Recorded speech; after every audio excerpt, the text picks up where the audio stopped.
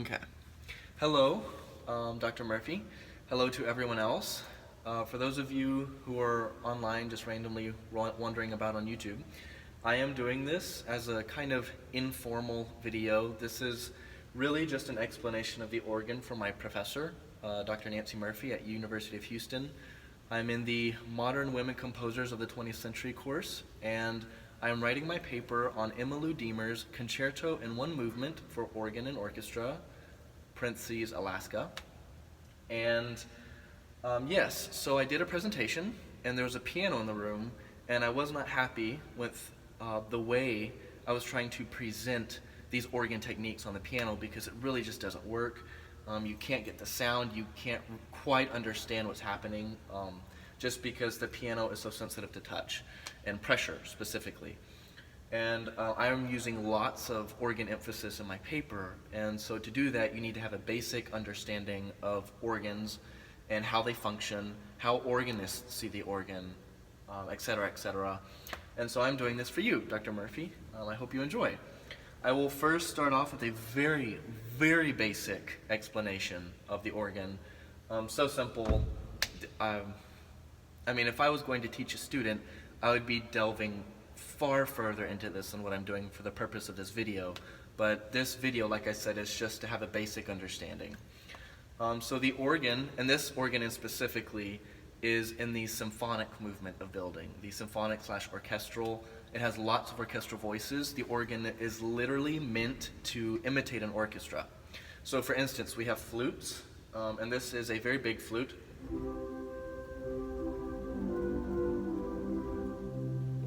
Okay, this is a rather softer flute.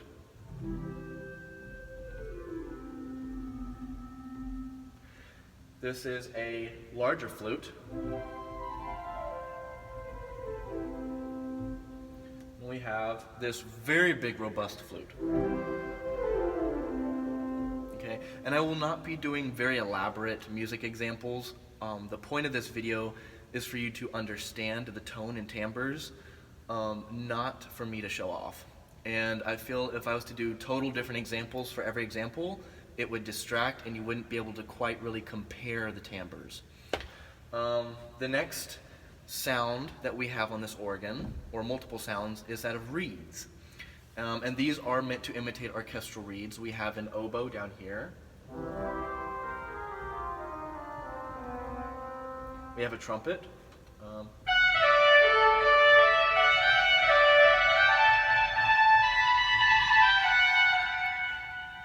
We have a flugelhorn. And we also have a clarinet.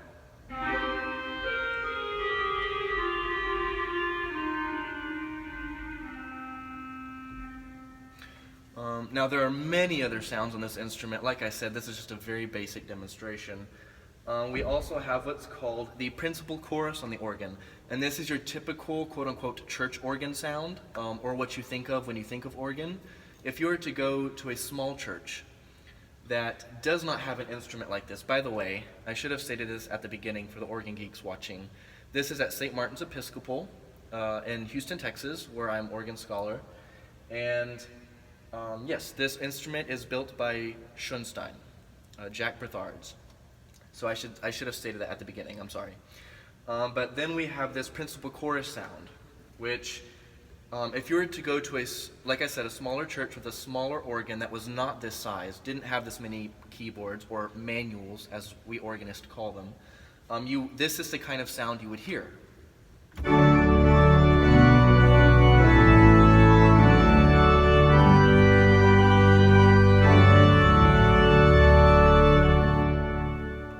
You can hear, right? That's your very typical, bright, kind of silvery organ sound. Then we have what's called strings on the organ, and this is my personal favorite setting, or personal timbre on this instrument. Let me show you. And this is all the strings on the instrument.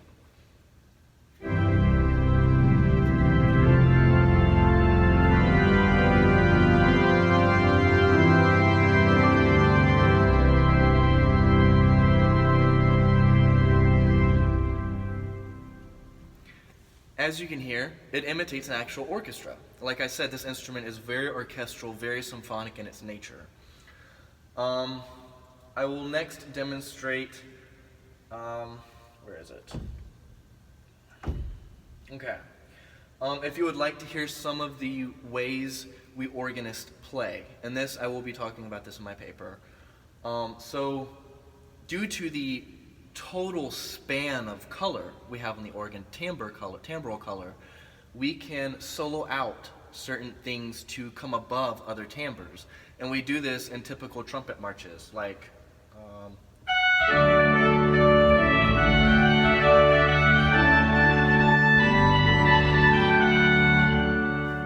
forgive my mistakes, I'm not using any music, I'm trying to play just whatever for the, again, an informal video, just as a demonstration, an explanation, sort of, to speak. And now next I will talk about the way, if you look on page 2 of the score, Emma Lou Diemer does very, very similarly what a church organist would do if they were vamping or improvising. This is very common in church music. Every church organist does it. And so I will very quickly play, or not very quickly, but I will demonstrate page 2, and I will be playing the polytonal string parts in my left hand on the string setting, so you can have a grasp of what it sounds like.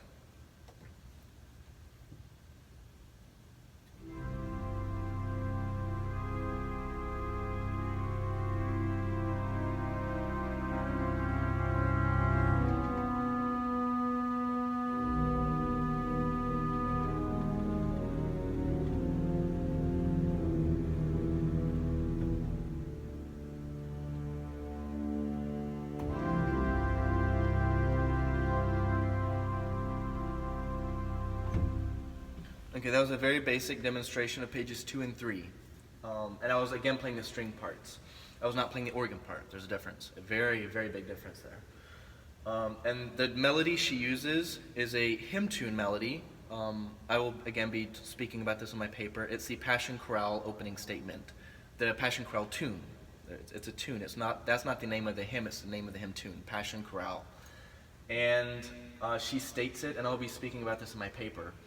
But she does a very organistic type thing with the dynamics. So on the instrument, we are limited to dynamics, and limited in the sense of what we have on the instrument, the colors we have, which is what we call our registration. Every single one of these buttons that we organists call pistons has a different setting, has a different combination of stops, or tonal colors, and I set these before this presentation. This is basically like a computer memory level, and I can choose and save and change whatever I want on them. And so I will very quickly demonstrate on the string setting. Hopefully you can hear me when I turn away. I'm sorry if you cannot.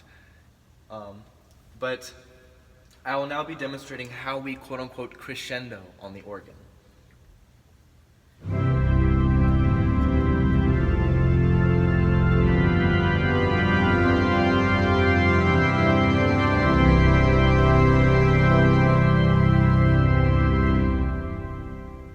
Now, if you were paying close attention, you saw my foot move. Now, let me see. It's dark on this video. You saw my foot do this. You're probably wondering, what is that? Well, these are what we call swell pedals. And I actually have all of them working together on this one right now, just for the purposes of this video. Like I said, I have all the strings on this organ together, so I would need that going to fully demonstrate this. And what this essentially does is we, as organists, and this is what I tried to demonstrate in my presentation, Dr. Murphy, and I tried to demonstrate on this piano, but again, it's so sensitive to pressure. No matter how hard I hit this key, or softly, it's the same volume. And it's because of the timbres I have on and how many of them I have on. So, in order to create expression,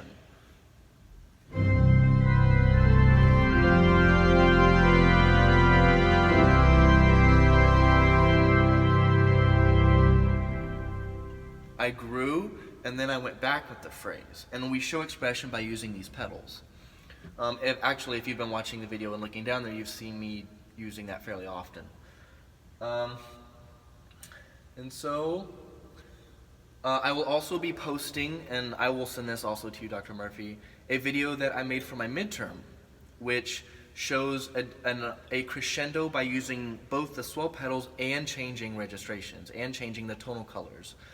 And I will probably say, and I will title it something very obvious, like midterm recording, something like that, and I will send it to you and quote it in the paper as well, just so you can see how using both the swell pedals and by changing tonal colors, we can actually do a full crescendo on the organ from pianissimo to fortissimo seamlessly. Yes, that is the video, and I hope you enjoy. And if I think of anything else, I will create another video. So I hope you enjoy reading my paper tomorrow. Have a great day.